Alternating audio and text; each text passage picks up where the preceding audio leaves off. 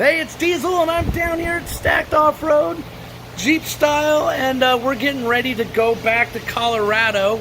And the Jeep, when we get ready to go, it is just like a race car. So we are really going through it. One cool thing that I'm excited about is the Jeep does have 100 and close to 170,000 miles on it.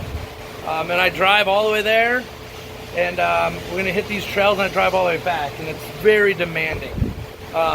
So it's starting to overheat a little bit on the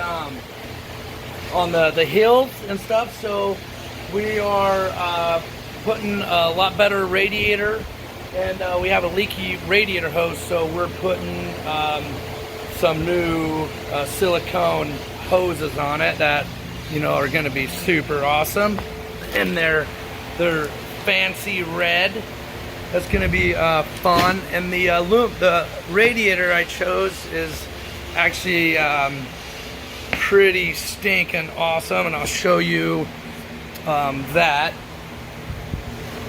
So here's the radiator.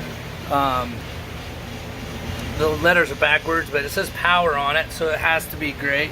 But the quality of it is just second to none, and it's actually kind of heavy. I'm not super pumped on how heavy it is, but it's supposed to be the best, so I'm excited about that. We put an oil pan on it. The oil pan was leaking. That's like the third oil pan.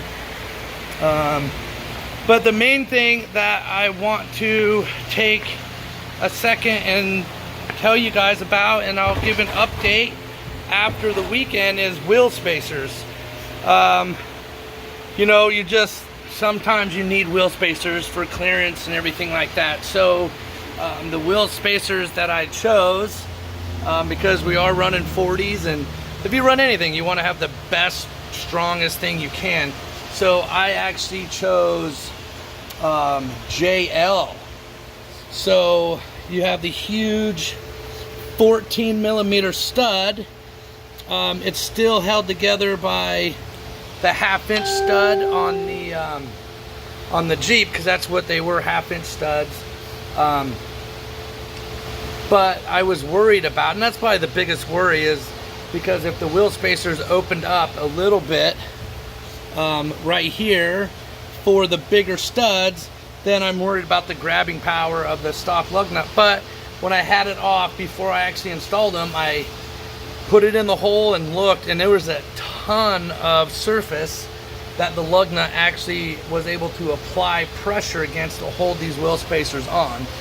And then when it goes to the wheel, so I torqued these down to 100, but the 14 millimeter studs that would be on the JL, that's why this JL spacers, I'm running them, is 130 pounds of torque to the rim. So I'm not a big fan of the spacer, but with these big fat studs, my way of thinking is this spacer is going to be more of a bond to the spacer.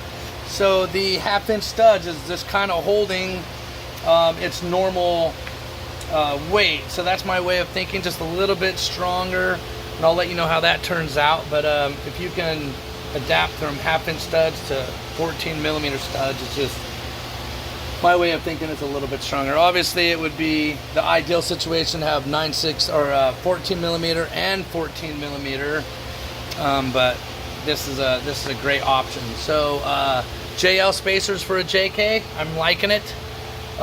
It went on the rim just fine, didn't have any problems, as a JK wheel will go on a JL just fine. So that's the couple of upgrades that we're doing. We're just checking everything out, because it has to get our butt home, and we're doing some of the craziest trails. If you want to pre-check some of those out, it's Patriot, Carnage Canyon, and a couple other trails that I don't even remember the name. So it's gonna be crazy, gonna be fun. Crawl 5280, check it out on YouTube, and you can actually pre-run these trails like I have, and that's what we're gonna be doing this next week. So this is it. We'll let you know after the week how these JL spacers went, but that's a pretty good option if you have to buy Wheel spacers, kind of a no-brainer. Hub eccentric, Spider Track, JL hub spacers. Alrighty.